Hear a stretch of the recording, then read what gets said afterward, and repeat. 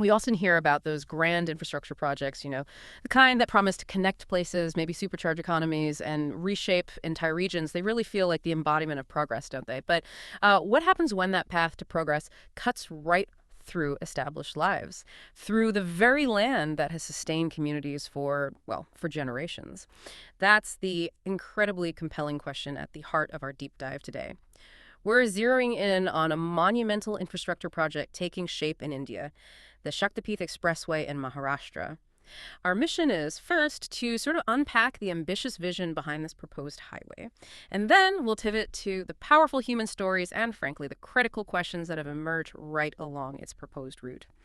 We've gathered a fascinating blend of official government reports, expert analyses, and some deeply personal accounts to help us understand what's truly unfolding here. Right, so let's zoom in on the sheer scale of this project first. I mean, what are we talking about here in terms of its dimensions and what's it aiming to achieve? Yeah, the scale is really something. What's truly ambitious about the Shaktipeeth Expressway is its monumental size. Imagine an 802-kilometer, 6-lane, access-controlled corridor. So this isn't a small undertaking by any means. It's designed to be a direct link from Panar in Wardha all the way down to Patradevi on the Maharashtra-Goa border. 802 kilometers, wow. And what's the big promise here? How does it intend to transform things? Well, the core purpose is genuinely transformative for travel. That's the main pitch. It aims to drastically cut travel time. Think about going from Nagpur to Goa.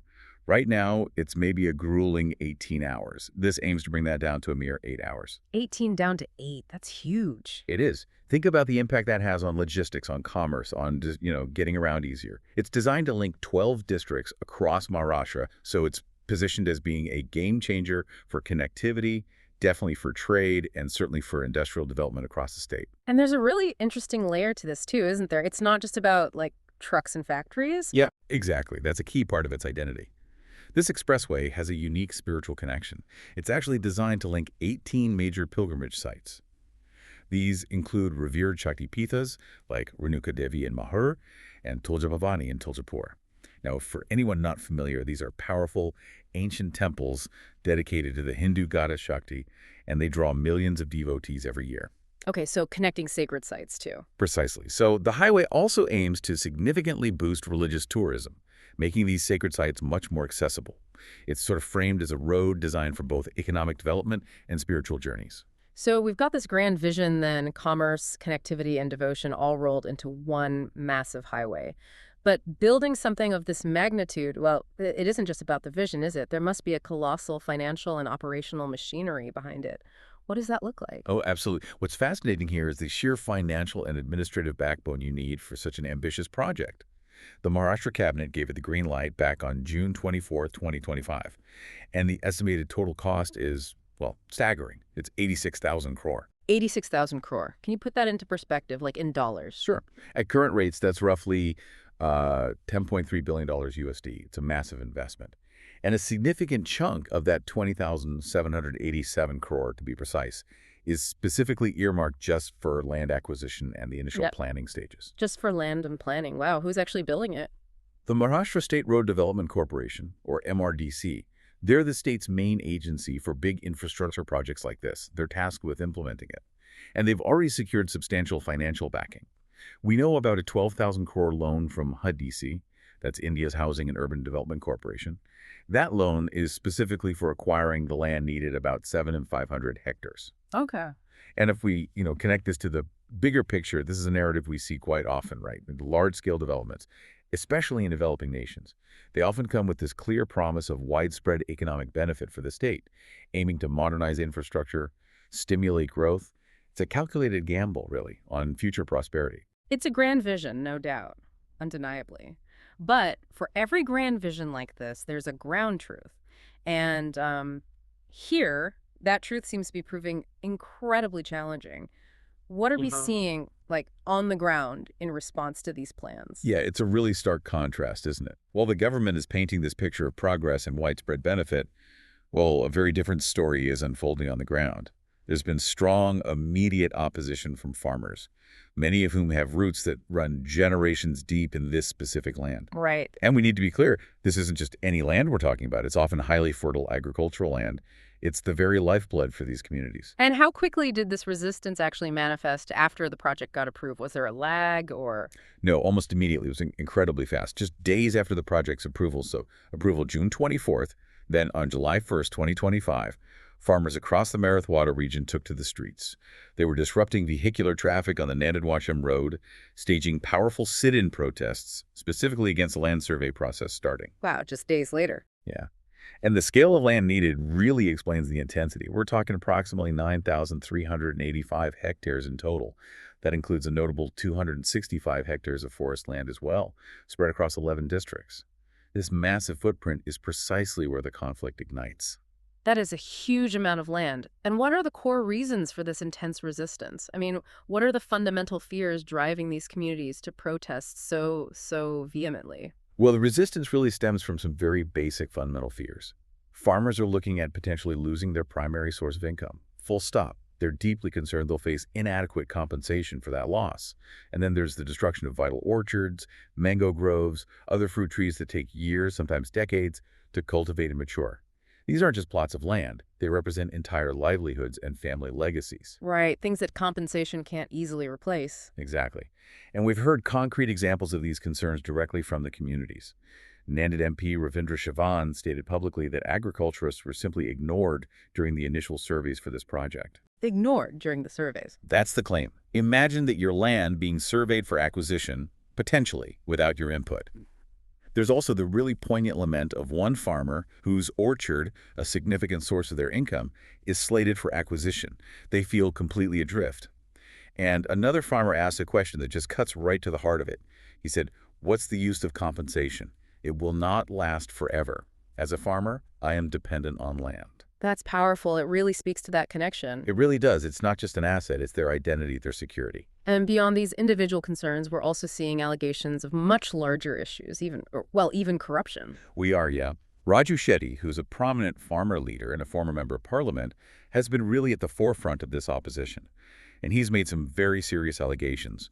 He claims the project cost was massively inflated from an initial estimate of around 36,000 crore up to the current 86,000 crore. He's pointing to what he alleges is a staggering 50,000 crore worth of corruption embedded in that increase. 50,000 crore, that's an enormous figure. It is. And he also highlights a crucial legal shift that's fueling a lot of the distrust among farmers. He points out that farmers affected by the Samruddhi Road, that's the Mumbai-Nagpur Expressway, another huge project in Maharashtra, received what he describes as generous packages under India's 2013 Land Acquisition Act. But, he argues, an amendment made by the previous Uddhav Thackeray government reverted land acquisition for certain projects back to an older, less protective law. He claims this effectively forces farmers now to accept what he calls cheap rates for their land for this Shaktipeeth project. Okay, so if I understand correctly, this amendment, it might have stripped away some of the stronger protections, things like mandatory social impact assessments or consent clauses that were part of that 2013 Act. That's precisely the concern, yeah. That would certainly make farmers feel more vulnerable, wouldn't it? Absolutely. It's a major point of contention and a huge source of distrust for them. It fundamentally changes the legal framework under which they're being asked or told to give up their land. And when you hear the personal stories, I mean, the human impact just comes sharply into focus. Consider Jayashinanda Kambal, a 39-year-old farmer from Sangli. He stands to lose not just his land 5 acres, but his home as well. And his desperate question just resonates. Where will I go? This land has been in my family for generations. The compensation they offer is not enough to buy even a small plot of land elsewhere. That question really hits hard, doesn't it? It just strips away all the numbers and the grand plans. It does. It brings it right down to the individual level, the human cost.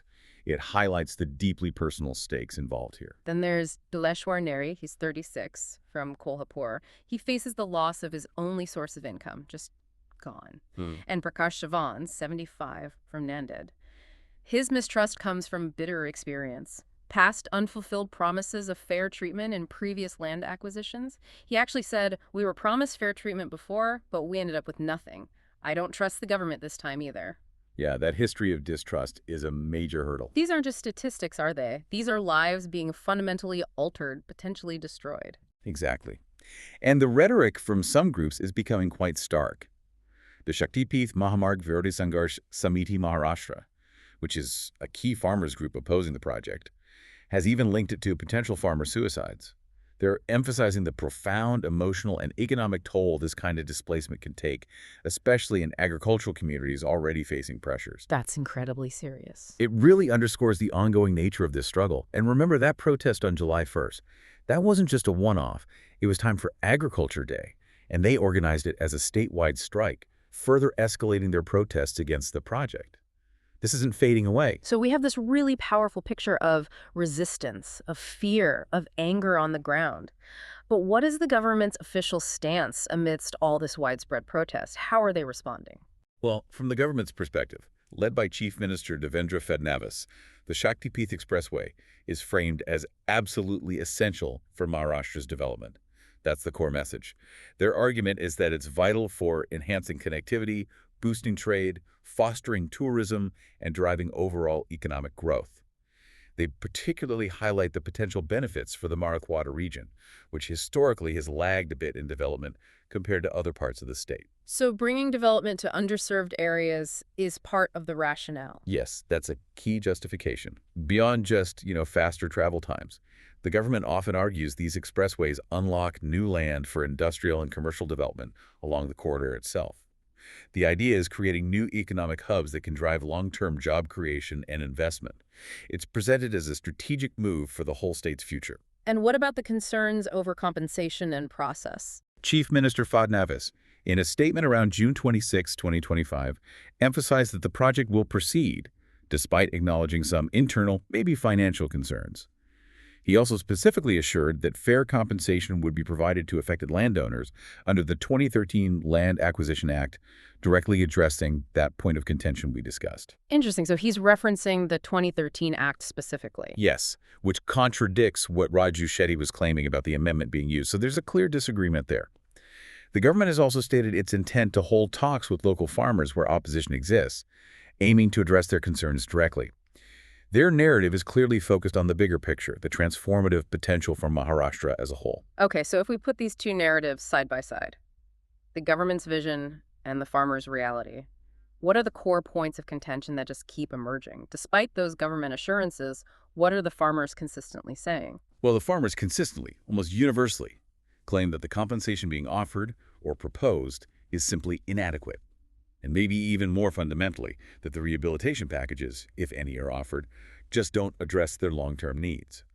Especially, as we've said, when their entire livelihood is so inextricably linked to the land itself. It's not just about a one-time payment. It's about finding a sustainable future after displacement. Right. How do you replace generations of farming knowledge and connection? Exactly. And then there are these significant discrepancies that just fuel the distrust. Remember those cost figures? Farmers calculate the project's cost at around 35 crore per kilometer, but the government estimates it at 107 crore per kilometer. That's a huge difference, more than 3 times. It's a staggering difference, 70 crore per kilometer. And that feeds directly into those serious corruption allegations Raju Shetty and others are making. This vast gap in figures creates profound suspicion. How can the estimates be so wildly different? Yeah, that's a fair question. And what about the broader implications beyond just the direct land acquisition and compensation? Are there environmental or other social concerns that experts are raising? Oh, absolutely. It's not just about the farms. Beyond the immediate land issues, experts are raising broader environmental and social concerns. There's the irreversible loss of that 265 hectares of forest land we mentioned that has long-term ecological implications for biodiversity, local climate regulation, water retention. Things that are hard to put a price tag on. Very hard. There are also worries about the potential for increased flood risks, particularly in districts like Sangli and Kolhapur. Changing drainage patterns from such massive construction could exacerbate problems for communities already vulnerable to flooding. And crucially, for rural mobility, there are concerns about the restrictions planned for the expressway itself. Vital local vehicles, think about things like auto rickshaws, scooters, tractors, likely won't be allowed on this high-speed corridor. Ah, so it could actually cut communities off from each other or from accessing the main road? Potentially, yes. It could further isolate rural populations from essential services or markets located along or accessible via the new road, effectively creating a barrier within their own region, even as it connects distant cities faster. This really sounds like a classic, almost textbook development versus displacement dilemma. Is this unique to Maharashtra, or is this a pattern we see elsewhere in India or even globally? No, this isn't an isolated incident at all. I mean, it's almost a microcosm of a much larger struggle playing out across India and indeed across many developing nations. Huh. The country is in this constant, difficult balancing act between its undeniable drive for rapid development building roads, ports, power plants, and the fundamental rights and livelihoods of its local communities, especially those dependent on land. It forces some really tough questions about what value means, doesn't it? Absolutely. This case powerfully illustrates the critical challenge of truly valuing what economists might call natural capital, things like fertile soil, clean water, stable ecosystems, against the more easily quantifiable, immediate economic returns of a big project. It highlights a common tension where the long-term, often diffuse benefits of environmental and social stability can get outweighed in planning decisions by the concentrated short-term financial gains promised by these large-scale projects. It can leave policymakers grappling with an inherently unequal calculus. And how does it compare to other big Maharashtra road projects? Well, if we contrast this with other major expressways in Maharashtra, like the Mumbai-Pune Expressway or the more recent Samruddhi-Mahamarg, they also faced significant opposition during their planning and construction phases. But ultimately, they were completed. However, the Shaktipeeth Expressway situation feels particularly contentious, largely because of the type of land involved. The fertility you mentioned earlier. Exactly. It's not just any land. It's prime agricultural heartland in many stretches. And Maharashtra, just to give you some context, has roughly 1.45 crore operational land holdings. That's individual farms or plots being actively cultivated. A significant portion of these are located in the very districts this expressway cuts through. So the potential impact is enormous. It is. The potential loss of this highly productive agricultural land could have a profound impact not just on the livelihoods of thousands of families, but potentially also on the state's overall food security down the line. This conflict really feels like development at a critical crossroads. Wow, okay. This deep dive into the Shaktipeeth Expressway project, it really does lay bare this incredibly complex interplay between, on the one hand, the undeniable push for large-scale infrastructure development, the promise of progress, and on the other, the profound, deeply personal human cost of displacement. We have these two starkly distinct narratives, a government seeing progress, connectivity, economic upliftment for the entire state, and then farmers seeing an existential threat to their land, their traditions, their security, their very way of life. It's just a fundamental clash of perspectives. It really is. And it leads to a challenging question for all of us, really. For you listening to this, considering everything we've explored about the Shaktipeeth Expressway, from that grand vision and the economic promises to the challenging ground reality and the deeply personal sacrifices involved, how do you weigh those immense benefits of rapid connectivity and potential economic growth against the deeply personal, often irreversible sacrifices of fertile land and ancestral livelihoods? What balance do you think is truly sustainable or even just for a developing nation facing these kinds of critical choices again and again? It's something worth pondering.